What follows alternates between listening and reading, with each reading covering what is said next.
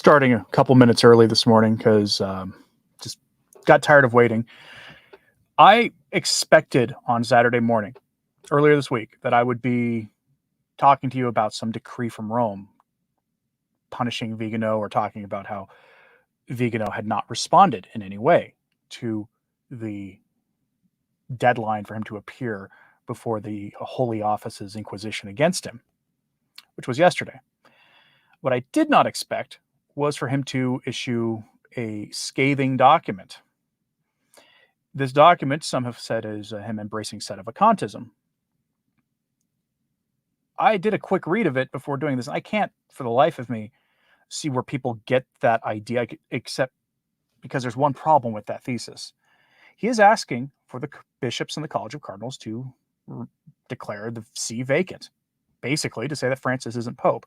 And a Sedevacantist doesn't believe anybody on the College of Cardinals today, or any of the bishops, are actually bishops or members of the College of Cardinals. Go read a Sedevacantist website if you don't believe me on that. Novus Ordo Watch is your best example. I cite them all the time on news articles. They'll usually put the word Archbishop, when talking about Vigano, in quotes. They'll do the same with any other member of the Roman Curia. Even priests who make the news, they'll call them Father in quotes, because they don't believe their sacraments are valid, that they are pretending to be bishops and prelates who are play acting at the sacraments. It's generally what actual Sedevacantists believe. But he dropped this gigantic document, and I say gigantic in terms of its impact, possibly the most impactful thing he's released in 6 years, which is saying a lot because of the things he said this past week. But you're seeing in this, the discussion generated a playing out between various different theses about what to do with a heretical pope. The weird thing is, yes, the Pope splainer say Francis isn't a heretic. Virtually no one who has concerns about Francis at this point isn't saying that Francis isn't at least a material heretic. But you're seeing several theses play out. One of that is the thesis of cum apostolatus officio of Pope Paul IV, which I have recorded on this channel from about 3 years ago. I could do another video on it if you want. Let me know. You're seeing a thesis of the Bellarmine thesis, the Suarez thesis, and the Cajetan thesis. These are all, two of them are doctors of the church. I don't think Suarez is even a canonized saint, but these were theologians who all posited different theses about how a heretical pope loses his office. The one thing they never did say was that a heretical pope doesn't lose his office. They all said a pope who is a heretic loses his office, and they had different ways of going about saying it and about what the triggering mechanism was. So if you didn't watch Taylor Marshall's live stream on this yesterday, I'll give you here the quick version of cum apostolatus officio. The quick version is, even if the church accepts a person who is a heretic as pope or any other office in the church, all the bishops, faithful, cardinals, etc., if there's universal acceptance of this figure, a heretic cannot hold any office in the church. Any. He never explicitly says this applies to the Roman pontiff, but the language he uses in the document makes it clear that it does apply to the Roman pontiff. But he never explicitly says even the pope. Okay? So you get a little wiggle room there from the people who want the strictest reading of things. The thesis of St. Robert Bellarmine, taken from bird's eye view. This is not an in-depth examination of this. Okay? This is the very quick version. He's a doctor of the church, and he said that his fourth proposition in his four propositions in support of papal infallibility states that the Roman pontiff cannot teach heresy to the church while acting as pope. Bellarmine believed that a pope who was manifestly heretical would automatically lose his office, but also concluded that divine providence would prevent such a possibility. So what's manifestly heretical? Basically, in the plainest language possible, this is somebody who's obvious. Somebody who's out there denying dogmas or other such things, like some would argue we see today in the church. Suarez was a contemporary of St. Robert Bellarmine. They debated this topic. He said a heretic pope loses his office by church decree, meaning that the bishops or the College of Cardinals would get together and decree that somebody had lost their office. And then you get Cajetan. He's another doctor of the church. People like often to say that it's one of the Thereses. I want to say it's St. Therese, who said, even if a pope were a scoundrel and an evil villain, you would still cling to his chest, cling close to him and just get along with him. They like to say that. Cajetan has a quote associated with him that says, a manifestly public heretic, he should be resisted at all costs, even if he's a pope. I don't remember the quote off the top of my head, but his contradicts what she said, right? And again, I'm summarizing Cajetan here from and this part here is from a theologian named Christopher Wagner, don't know. But he summarized Cajetan's statement on this. He basically said that the conditions for deposing a pope, according to St. Cajetan, was, does this apply to material or formal heresy? Material meaning making an erroneous statement unintentionally or unwittingly rejecting a dogma of the faith because the person saying something didn't know what the church taught about the subject, or they were just sloppy with their language. That's material, and frankly, a stretch to apply it to anyone in the hierarchy of the church under normal circumstances. We are now 60 years into a period where the seminaries have been churning out priests taught things that the Catholic Church never taught. So now you start to have questions about material heresy. But someone who's a cardinal in the hierarchy, a bishop, you have a hard time with that. So here's his two conditions for for deposing, meaning removing a pope. First, the pope cannot be a secret heretic, meaning he can't quietly hold to himself evil opinions, errors, rejecting dogmas that maybe he accidentally slips up a little bit and gives hints at. He can't be a secret heretic. He has to be public and legally notorious. Some argue that the Pope, even with a secret heresy, is deposed ipso facto. Some have argued that. I'll give you an idea of what a public and notorious. I would argue that Pastor Jimmy Martin of the Jesuit Church is a public notorious heretic because he has said that he denies the inerrancy of sacred scripture. He says St. Paul was wrong on that one issue that James Martin has a unhealthy focus on. That's public notorious heretic, okay? Cajetan, Suarez, Bellarmine, and others argue that, to quote Mr. Wagner, quote, is that the heresy must be external and proved in the external forum, meaning it has to be public and provable as public. The thesis is provided by the fact that in the case of secret heretics not condemned by the church, while they are not part of the soul of the church, are members of the body of the church. With the case of priests, this is also confirmed by the fact that even outwardly heretical priests can administer the sacraments in cases of extreme necessity. End quote. So there are people who question, who I mentioned this in my yesterday in my live stream about how they want you to leave the church. And there was a person writing to Father Z about her qualms about not wanting to receive the sacraments from a James Martin type priest, how the idea just fills them with revulsion. And they doubt the licity of their sacraments. The church has always said that even really bad priests who have bad opinions can administer the sacraments validly.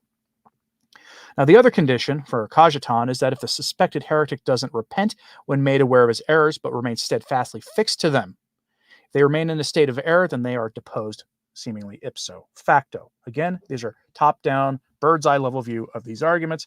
I'm not pretending to give you the best description of their arguments here. This is just context. If you want, I can do a fuller video where I give you lots of quotes from the doctors of the church and all this stuff to give you the different ones. Now, I want to point out something here. None of these are considered magisterial. Okay? None of them, except, of course, cum apostolatus officio. And even though we put an asterisk next to that one, as I'll talk about. But these are not magisterial. The church has never formally added into canon law or anywhere else Bellarmine or Cajetan or Suarez's theses on the deposing of a pope. They have never done that. People argue as if they are magisterial. They're not. The arguments all make sense, and I'll talk about what else makes sense. Sedevacantism, as an argument, is very logical.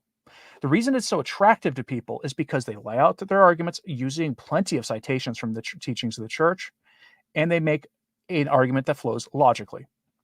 The problem you run into that is that a lot of weight is given to these non-magisterial teachings here of St. Robert Bellarmine and the rest. A lot. It's one of the reasons I'm not a Sedevacantist.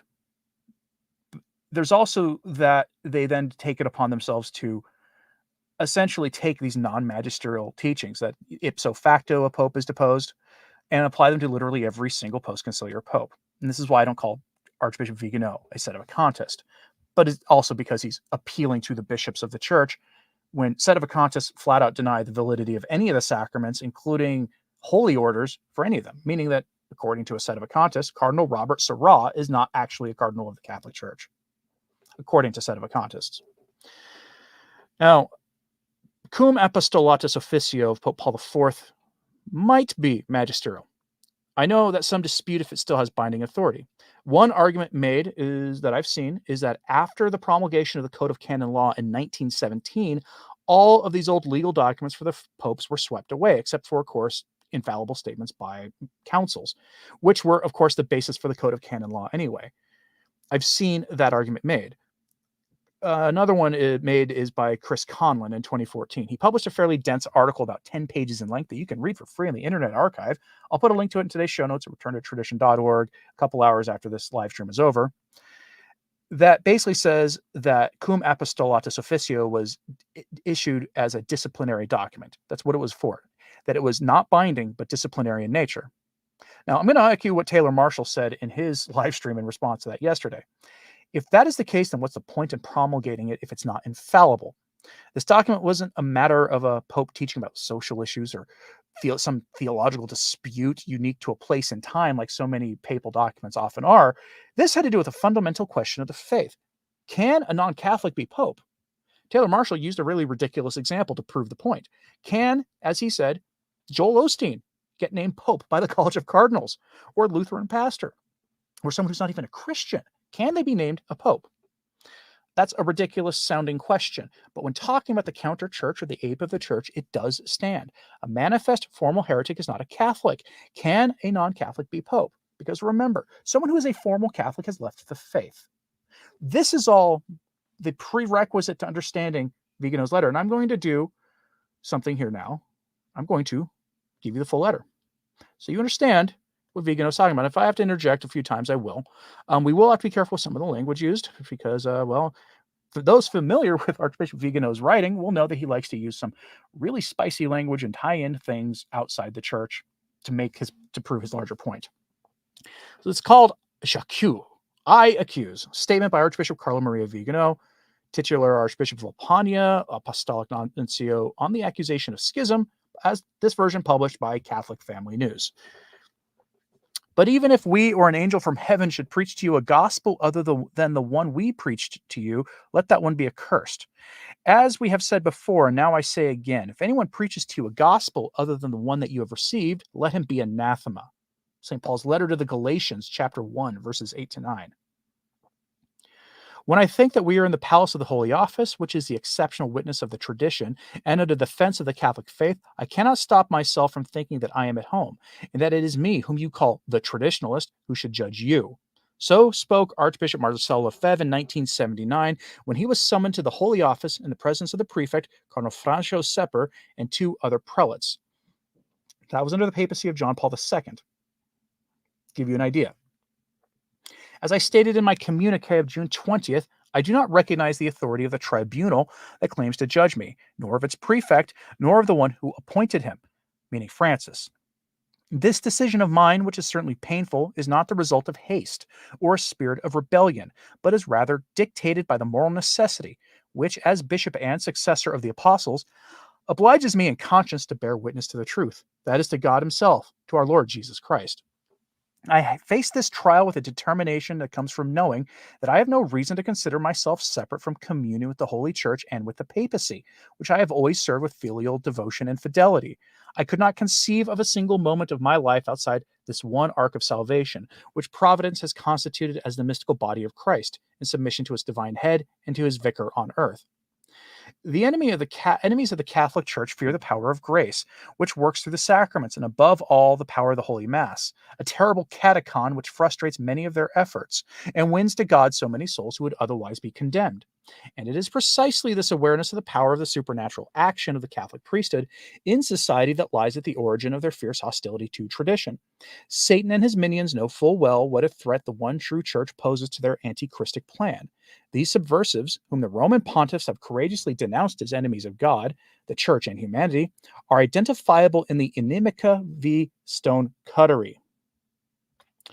It has infiltrated the hierarchy and succeeded in making it lay down the spiritual weapons at its disposal, opening the doors of the citadel to the enemy in the name of dialogue and universal brotherhoods, concepts that are intrinsically stonecutter in nature.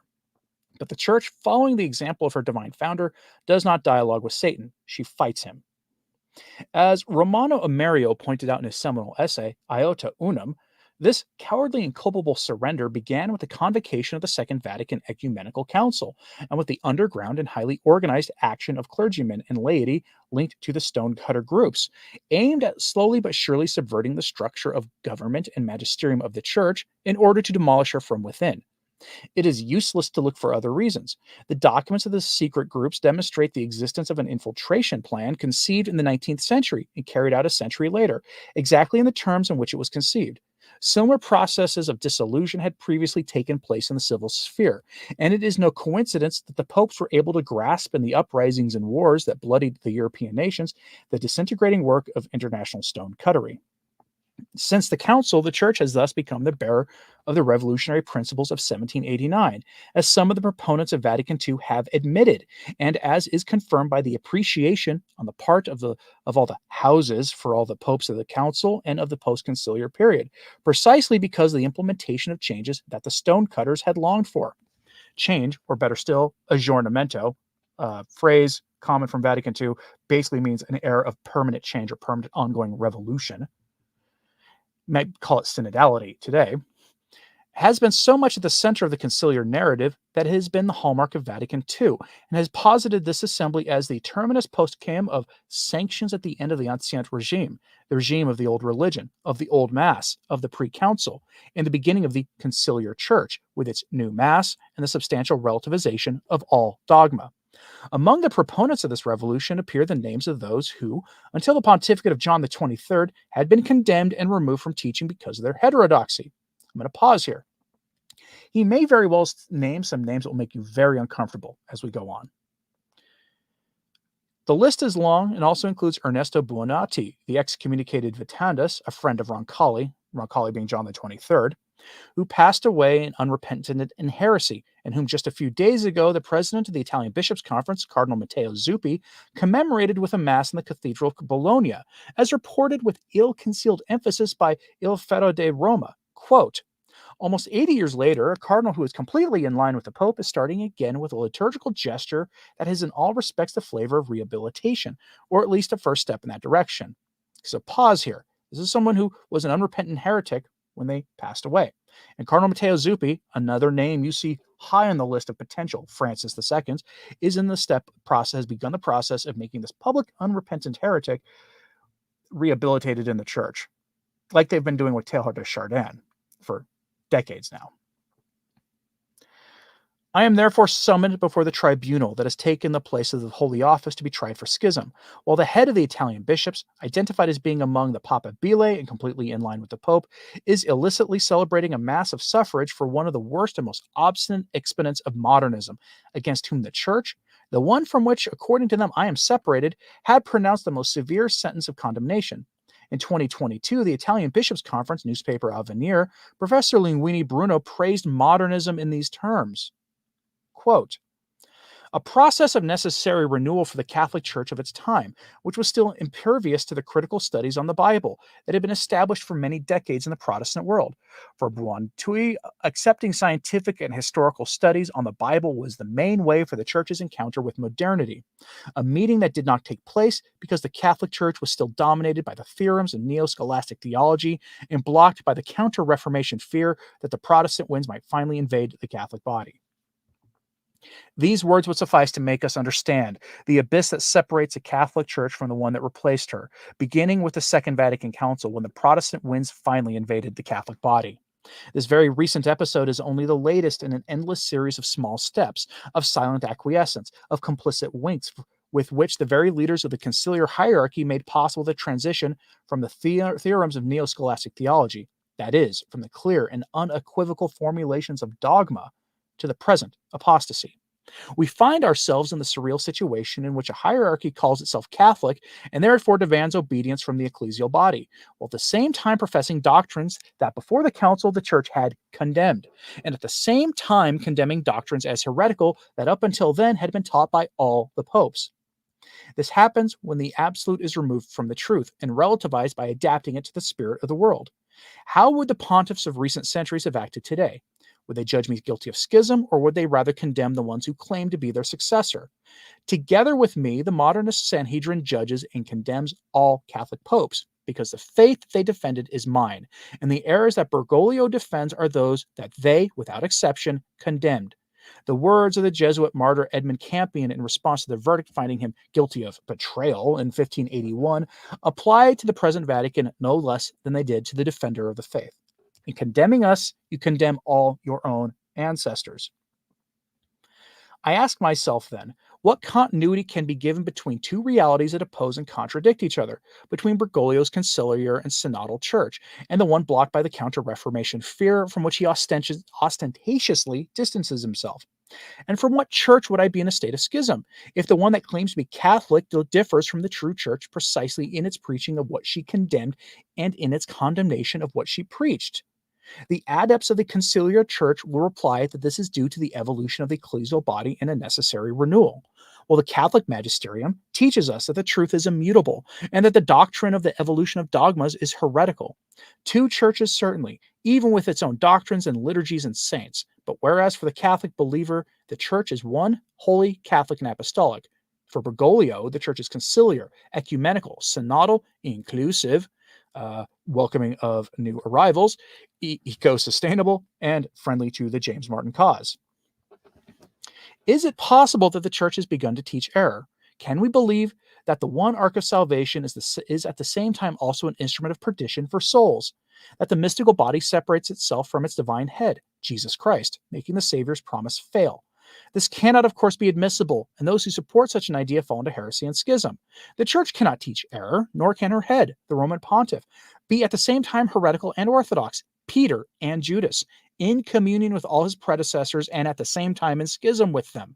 The only theologically possible answer is that the conciliar hierarchy, which proclaims itself Catholic but embraces a faith different from that constantly taught for 2,000 years by the Catholic Church, belongs to another entity and therefore does not represent the true Church of Christ. Let's pause here. This is why people are calling him a Sedevacantist, because this is essentially part of the thesis of Sedevacantism. Any variation of the many different variations of Sedevacantism will say this. This is why they're calling him a Sedevacantist, and not just because he does not believe Francis is the Pope, because there are non-Sedevacantists who don't believe Francis is anything but an anti-Pope. Anybody calling himself a Beniplenist is not a Sedevacantist by definition, but they don't believe Francis is the Pope. To those who remind me that Archbishop Marcel Lefebvre never went so far as to question the legitimacy of the Roman pontiff while acknowledging the heresy and even the apostasy of the conciliar pontiffs, as when he exclaimed, "Rome has lost the faith, Rome is an apostasy." Lefebvre said that of Rome and everybody there in the 1980s. Okay? I remind them that in the last 50 years, the situation has dramatically worsened, and that in all probability, this great pastor today would act with equal firmness, publicly repeating what he said then only to his clerics. In this pastoral council, the spirit of errors and lies has been able to work at ease, planting timed traps everywhere that will blow up institutions in due course. He said that in 1977. And again, he who is seated on the throne of Peter participates in the worship of false gods. What conclusion should we draw, perhaps in a few months' time, in the face of these repeated acts of communication with false groups of worship? I don't know. I wonder. But is it possible that we will find ourselves forced to believe that the Pope is not Pope? Because at first sight, it seems to me, I do not yet want to say it in a solemn and public way, that it is impossible for someone who is a heretic to be publicly and formally Pope. He said that in 1986 in response to the Assisi debacle, which was Pachamama 1.0, 40 years ago. Continuing with Vigano. What makes us understand that the Synodal Church and its head Bergoglio do not profess the Catholic faith? It is the total and unconditional adherence of all of its members to a multiplicity of errors and heresies already condemned by the infallible magisterium of the Catholic Church, and not from the ostentatious rejection of any doctrine, moral precept, act of worship, and religious practice that is not sanctioned by their council. Neither of them can consciously subscribe to the Tridentine profession of faith and the anti-modernist oath, because what they both express is the exact opposite of what Vatican II and the so-called conciliar magisterium insinuate and teach. Since it is not theologically tenable that the church and the papacy are instruments of perdition rather than of salvation, we must necessarily conclude that the heterodox teachings conveyed by the so-called conciliar church and the popes of the council, from Paul VI onwards, constitute an anomaly that seriously calls into question the legitimacy of their magisterial and governing authority. Again, we'll pause here. This is not exactly him calling it, this is not exactly him repeating a Sedevacantist thesis, because he's calling into question the legitimacy of their magisterial and governing authority. I'm going to give you an example here from the SSPX, who are not Sedevacantists. They are explicitly anti-Sedevacantist. They recognize the popes of the post-conciliar era as valid popes. They also say that each and every one of them has imbibed heavily of modernism, gotten intoxicated off of it. And then they compare their obedience to such popes to that of if you came home and found your parents having had way too much wine to drink and them trying to give you orders to do all sorts of bizarre things that were really destructive. Would you follow their orders at that point, or would you resist them until they came to their senses? That's essentially the SSPX position. And this has, under their position is essentially that their authority at this point is illegitimate because of their imbibing of modernism. And so this is kind of it. Reading this with you feels like Vigano's trying to thread the needle between formal Sedevacantism and the hardest line version of recognize and resist. But it gets better. He says, that is, we must understand that the subversive use of authority in the church aimed at her destruction or her transformation to a church other than the one willed and founded by Christ constitutes in itself a sufficient element to render null and void the authority of this new subject, which has maliciously superimposed itself on the Church of Christ, usurping power. That is why I do not recognize the legitimacy of the dicastery that is putting me on trial. The manner in which the hostile action against the Catholic Church was carried out confirms that it was planned and intended, because otherwise those who denounced it would have been listened to, and those who cooperated in it would have immediately stopped. Here, this is a kind of a reference to not only Lefebvre, but Cardinal Ottaviani from the council. His microphone was rather infamously shut off by the Paridi on like day one of the council when he was trying to keep them Catholic, basically. They shut off his microphone and then laughed at him when he left the stage. He later said he felt like he was watching the church be destroyed at Vatican II. That's why I don't take the Vatican II was fine argument all that terribly seriously, because the most orthodox voices in the church at the time who were there didn't feel like everything was fine. He continues saying, certainly with the eyes of that time and the traditional formation of most of the cardinals, bishops, and clergy, the scandal of a hierarchy that contradicted itself appeared as such an enormity as to induce many prelates and clerics not to believe that it was possible that revolutionary and stone-cutter principles could find acceptance and promotion in the church. But this was precisely the masterstroke of Satan, as Archbishop Lefebvre called it, who knew how to make use of the natural respect and filial love of Catholics for the sacred authority of the pastors, to induce them to put obedience before the truth, perhaps hoping that a future pope could in some way heal the disaster that had been accomplished, and whose explosive results could already be guessed. This did not happen, despite the fact that some had courageously sounded the alarm, and I also count myself among those who, in that troubled phase, did not dare to oppose errors and deviations that had not yet fully shown themselves in their destructive value. Again, we'll pause here. Vigano's like 80. Vatican II ended in 1965, so 60 years ago. So he would have been 19, 20, 21, around that age during the council. He says, I do not mean to say that I did not have an inkling of what was happening, but that I did not find, because of the intense work and the all-encompassing tasks of a bureaucratic and administrative nature at the service of the Holy See, the right conditions that would have allowed me to grasp the unprecedented gravity of what was taking place before our eyes. The occasion that led me to clash with my ecclesiastical superiors began when I was delegate for the pontifical representations, then as Secretary General of the Government, and finally as Apostolic Nuncio to the United States. My war against moral and financial corruption unleashed the fury of the then Secretary of State, Cardinal Tarcisio Bertone. For those of you who follow the Fatima message and all the intricacies of it, Bertone is a name you will be very familiar with. When, in accordance with my responsibilities as delegate for the papal representations, I denounced the corruption of Cardinal McCarrick and opposed his promoting corrupt and unworthy candidates to the episcopate presented by the Secretary of State, who had me transferred to the government because, quote, I prevented him from making the bishops he wanted. It was always Bertone, with the complicity of Cardinal Giovanni Laiolo, who hindered my work aimed at combating widespread corruption in the government, where I had already obtained important results beyond all expectations. It was also Bertone and Laiolo who convinced Pope Benedict to expel me from the Vatican and send me to the United States. There I found myself having to confront the vile events of Cardinal McCarrick, including his dangerous relationships with political representatives of the current heads of state of my country, and also on an international level, which I did not hesitate to report to Secretary of State Parolin, who took no account of it.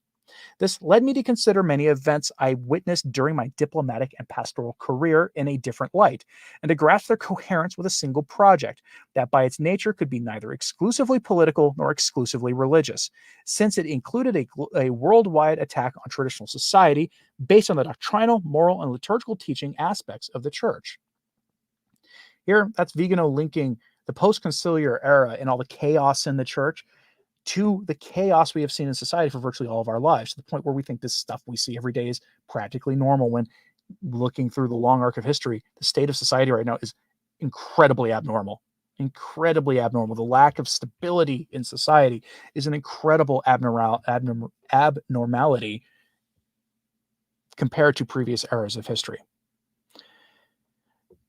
This is why, from once having been an esteemed apostolic nuncio, for which a few days ago Cardinal Parolin himself recognized me for my exemplary loyalty, honesty, correctness, and efficiency, I have now become an inconvenient archbishop, not only because I have asked for justice in the canonical processes undertaken against corrupt prelates, but also and above all for having provided an interpretive key that shows how corruption within the hierarchy was a necessary premise to control, manipulate, and coerce with blackmail to act against God, against the Church, and against souls. And this modus operandi, with Stone-cuttery had described in detail before infiltrating the ecclesial body, mirrors that adopted in civil institutions, where the representatives of the people, especially at the highest levels, are largely controllable because they are corrupt and twisted. Their obedience to the delusions of those who run everything leads peoples to ruin, destruction, disease, and of course, their expiring, not only of the body, but also the soul. Because the true project of the Novus Ordo Seclorum, to which Bergoglio is in servitude and from which he draws his own legitimacy from the powerful of the world, is an essentially satanic project, in which the work of the creation of the Father, the redemption of the Son, and the sanctification of the Holy Spirit is hated, erased, and counterfeited by the Simia Dei and his servants. The Simia Dei is the ape of God. That's a reference to the Antichrist, who will be the ape of Christ. Witnessing the total subversion of the divine order, excuse me, and the propagation of infernal chaos with the zealous collaboration of the leaders of the Vatican and the Episcopate makes us understandable how terrible are the words of the Virgin Mary at La Salette. Rome will lose the faith and become the seat of the Antichrist. And what a hateful betrayal is constituted by the apostasy of the pastors, and by the even more unheard of betrayal of the one who sits on the throne of the most blessed Peter. If I were to remain silent in the face of this betrayal, which is consummated with the fearful complicity of many, too many prelates who are reluctant to recognize in the Second Vatican Council the principal cause of the present revolution and the adulteration of the Catholic Mass as the origin of the spiritual and moral dissolution of the faithful, I would break the oath taken on my day of ordination and renewed on the occasion of my episcopal consecration.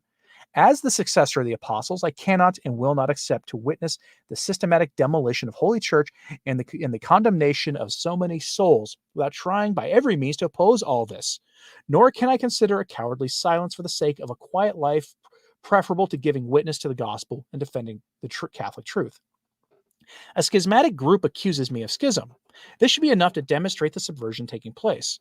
Imagine what impartiality of judgment a judge will be able to exercise when he depends on the one whom I accuse of being a usurper. But precisely because this event is emblematic, I want the faithful, who are not required to be familiar with the functioning of the ecclesiastical tribunals, to understand that the crime of schism is not committed when there are well-founded reasons to consider the choosing of the Pope dubious, due both to the Vitium consensus as well as to the irregularities or violations of the norms which govern the conclave. And now you start getting into conclave rules here. The bull Cum ex apostolatus officio of Paul IV established in perpetuity the nullity of the nomination or the choosing of any prelate, including the Pope, who had fallen into heresy before his promotion to cardinal or elevation to Roman pontiff. It defines the promotion as elevation as nulla, iritia et inanis, void, invalid, and without any value, even if it took place with the agreement and unanimous consent of all the cardinals, nor can it be said that it is validated by the receipt of the office, consecration, or possession, or by the putative enthronement, that's a pre-conciliar practice, done away with after Vatican II, of the Roman pontiff himself, or by the obedience given to him by all, and by the course of any duration of time in the said exercise of his office. Paul IV adds that all the acts performed by this person are to be considered equally null, and that his subjects, both clerics and lay people, are freed from obedience with regard to him, quote, without prejudice, however, on the part of these same subjected people, to the obligation of fidelity and obedience to be given to future bishops, archbishops, patriarchs, primates, cardinals, and Roman pontiffs who are canonically installed. Paul IV concludes, and to the greater confusion of those promoted and elevated, where they claim to continue their administration, it is permissible to request the help of the secular arm. Nor for this reason are those who withdraw from loyalty and obedience towards those who have been promoted and elevated in the way already mentioned, to be subject to any of those censures and punishments imposed on those who would like to tear the tunic of the Lord. For this reason, with serenity of conscience, I maintain that the errors and heresies to which Bergoglio adhered before, during, and after the conclave that chose him, along with the intention he held in his apparent acceptance of the papacy, render his elevation to the throne null and void. If all the acts of governance and teaching of Jorge Mario Bergoglio in content and form prove to be extraneous and even in conflict with what constitutes the action of any of the popes, even if simple believers and non-Catholics understand the anomaly of the role that Bergoglio is playing in those who are trying to push for worldwide integration and anti-Christian project carried out by that organization and the agencies of the UN and various others, and by all other sprawling branches of their elite, this does not demonstrate even slightly that I desire schism by highlighting and denouncing this anomaly. Yet I am attacked and prosecuted because there are those who delude themselves that by condemning and excommunicating me, my denunciation of the takeover will somehow lose its coherence and consistency. This attempt to silence everyone solves nothing. Indeed, it makes those who try to conceal or minimize the metastasis that is destroying the ecclesial body all the more culpable and complicit. Let's pause here for a second. What he said there cannot be understated. They are trying to silence everybody who's pointing out what's going on in the church. Every single person. That's what Bishop Strickland was silenced for. That's what initially this Vigano process was probably for. Although, again, it's not a coincidence. I think that really picked up speed rapidly once he accused Francis of being like McCarrick. And you look at most of the bishops that have been, and cardinals who've been silenced or threatened with silence or cast off into the hinterlands to go become the bishop of some tiny place no one's ever heard of. They all have a few features in common, including the fact that they are trying to correct errors coming from Rome. You could say that about Cardinal Burke. You could say that about any of them to varying degrees. This cannot be understated. When they silence people, the more people will wake up to this because they will see that the people typically they're trying to silence don't go quietly into the night. The more they tighten the grip, the more that the resistance slips right through their fingers. That's what's happening here. Let's continue. To all this, we may add the study document to the Bishop of Rome, which the Dicastery for Promoting Christian Unity recently published, and the downgrading of the papacy, which is theorized in it, in application of John Paul II's encyclical Ut Unum Sint, which in turn refers to the Constitution Lumen Gentium of Vatican II. It appears entirely legitimate and dutiful in the name of the primacy of Catholic truth, sanctioned in the infallible documents of the papal magisterium, to ask whether Bergoglio's deliberate choice to abolish the apostolic title of Vicar of Christ and choose to define himself simpliciter as Bishop of Rome does not constitute in some way a diminution of, let's try to speak English here, diminution of the papacy, a reduction of the papacy, an attack against the divine constitution of the church, and a betrayal of the munus petrinum. And upon closer inspection, the previous step was taken by Benedict XVI, who invented, along with the hermeneutic of an impossible continuity between two totally foreign entities, the monstrum of a collegial papacy exercised by the Jesuit and the emeritus simultaneously. That is a tip of the hat to the Munus Ministerium argument about Benedict's resignation. Specifically, the Antonio Socci one in his book, The Secret of Benedict XVI, he posits the theory that Benedict only resigned part of the papacy and that he was purposely trying to have a dual papacy at the same time. Take it to mean what you want. I recommend reading the book if you have questions about that. It's very easy to read. Continuing, it is no coincidence that the study document cites a phrase from Paul VI. The Pope is undoubtedly the most serious obstacle on the path of ecumenism. Speech given in 1967 to the Secretary of the Promotion of Christian Unity. Montini had begun to prepare the ground 4 years earlier when he dramatically laid aside the tiara. If this is the premise of a text that is intended to serve to make the Roman papacy compatible with the denial of the primacy of Peter that the heretics and schismatics reject, and if Bergoglio himself presents himself as merely primus inter pares amidst the assembly of Christian groups and denominations not in communion with the Holy See, failing to proclaim the Catholic doctrine on the papacy defined solemnly and infallibly by the First Vatican Council, how can one fail to think that the exercise of the papacy, and indeed the very intention to accept it, has been affected by a defect of consent, such as to render the legitimacy of, quote, Pope Francis null or at least highly doubtful? Which church could I separate myself from? Which pope would I refuse to recognize? If the former defines itself as the conciliar and synodal church, in antithesis to the pre-conciliar church, i.e. the Church of Christ, and the latter demonstrates that he considers the papacy as his own personal prerogative to be disposed of by modifying and altering it at will, always in coherence with the doctrinal errors implied by Vatican II and the post-conciliar magisterium.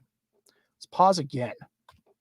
How many times over the last 2 or 3 years, if I and others like me have pointed out that they are clearly making a differentiation between the church before the council and the church after the council, that they now refer to it as the synodal church, and how they say that the liturgy that grew organically from apostolic times in the Latin West until 1970 to 1969 suddenly wasn't appropriate for the church anymore because the church's ecclesiology changed, which is a core element of Catholic theology, broadly speaking.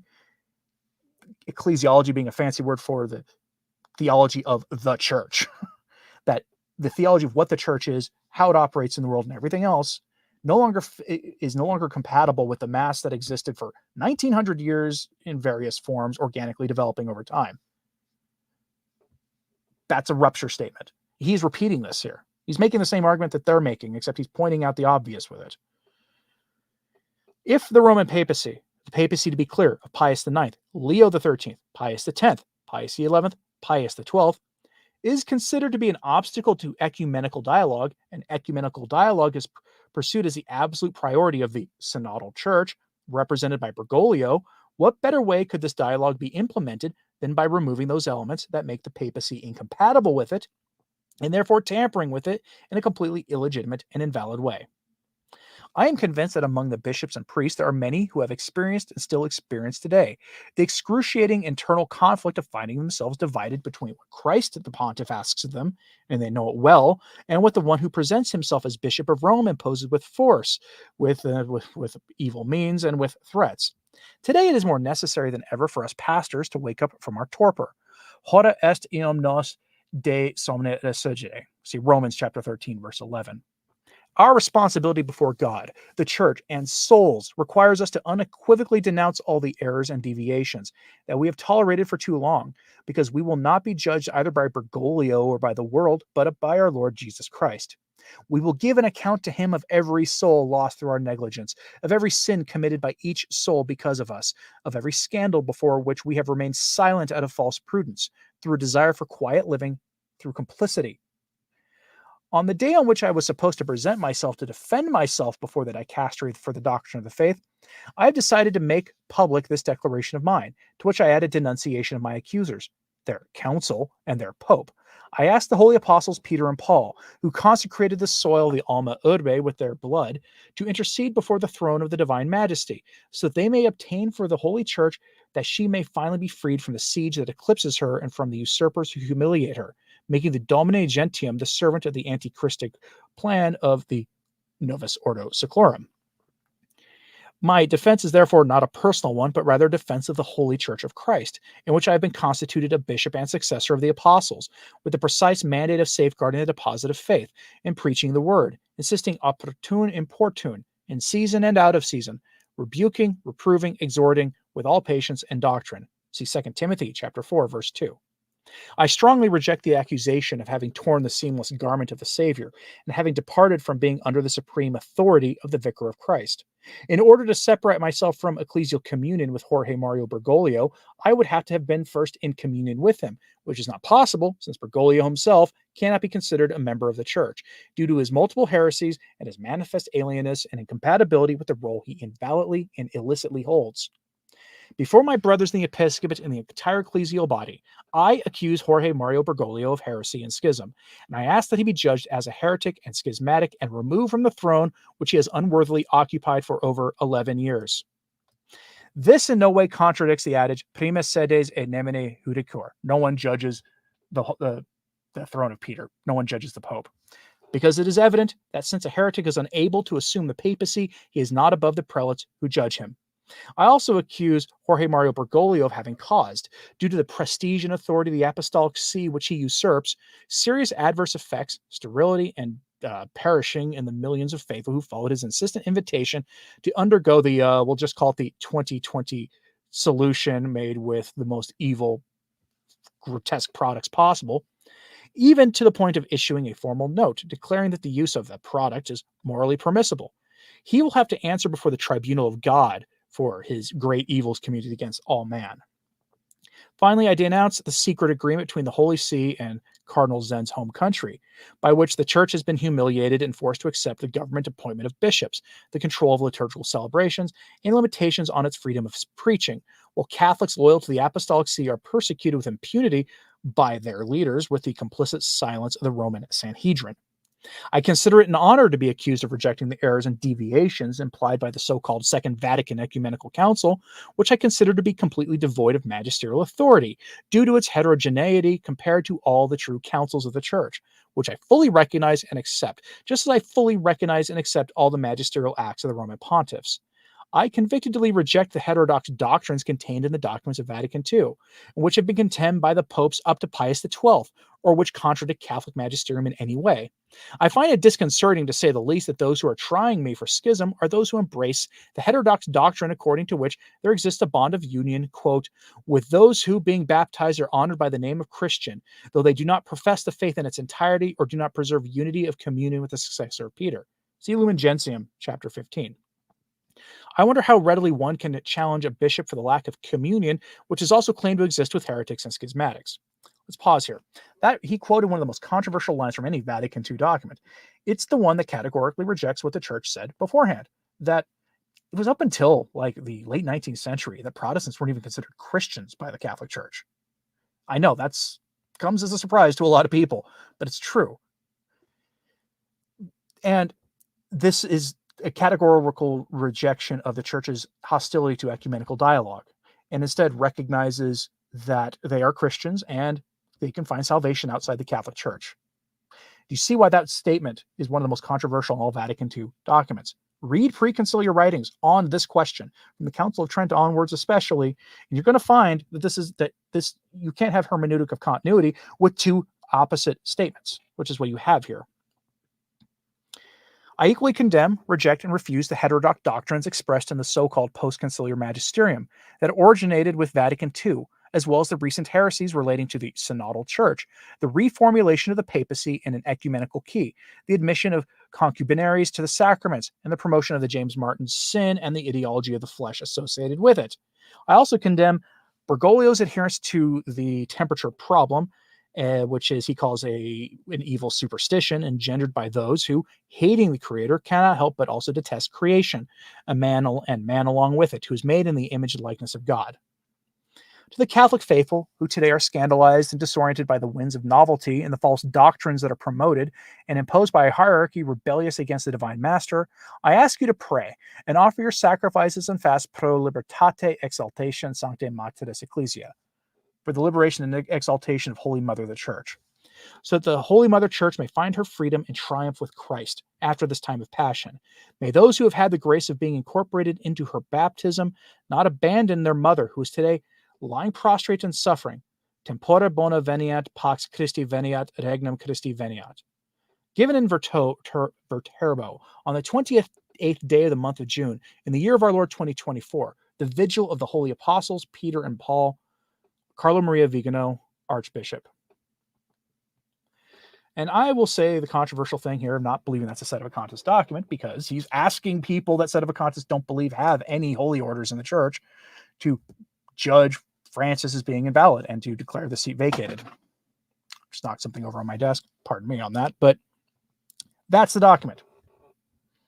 So now I ask you again, do you want me in the next weekend maybe to have something a little more in depth on the comparisons of the Bellarmine thesis, the Suarez thesis, the Cajetan thesis? Because you can see in that statement there in that document of Vigano's, the belief that Francis lost the papacy ipso facto, or that he never had it to begin with, which conforms to one of those theses. Not so much the Bellarmine one, but it also conforms to the cum ex apostolicus declaration of Pope Paul IV, which some scholars don't believe is binding, which is weird because there's no point to that document if it's not binding. Marshall would like me to do that. Chesty says that would be good on document. Yeah, Mike says this is an incredible document. It is. And this does challenge everybody. Because some people say, well, what heresies of Bergoglio? He's never committed heresy. Well, I'm going to show you something here. And I'll have this linked at returntotradition.org after this live stream is over. This is from thewildvoice.org. The Pope Francis quotes in headlines a chronological list. These are the alleged heresies of Jorge Mario Bergoglio, aka Pope Francis. Last time it was updated was December 2020. If the proprietor of that website is seeing this, could you please consider updating this again? Because I hate to be the one to tell you this, but in the 3.5 years since December 2020, there's been things you can add to it. And you could just go through this. I mean, there's so much here. This is, just scrolling for a while. We're only in 2015. Scrolling for a while some more. Only in 2016. Scrolling for a while some more. Still 2016, 2017. Here, let's go up to 2017. Let's see. Faithful storm out of Mass in Italy after priest criticizes Pope Francis. A priest is being asked to take a break from his parish in the small Italian town of Montesilvano after some in his congregation reportedly stormed out of Mass when he openly criticized Pope Francis on Palm Sunday. In his homily, a priest who is from India reportedly referred to the Pope's dialogue with other faiths, in particular his decision to wash the feet of we'll call him a Saracen woman, at a detention center outside of Rome on Holy Thursday, 2013. This is a practice that would have never been done before the council. Never. There's lots of citations to Amoris Laetitia here. He said, like here, April 4th, 2017. Francis says, Jesus made himself the serpent. Jesus made himself sin. And he took upon himself all the filth of humanity, the filth of sin. And he made himself sin. He made himself to rise up so that all the people might look at him, yada, yada, yada. This is just, it's a bunch of nonsense, just over and over again. You want to have a look at it, feel free. I'll have it at my returntotradition.org here in a few minutes after this live stream.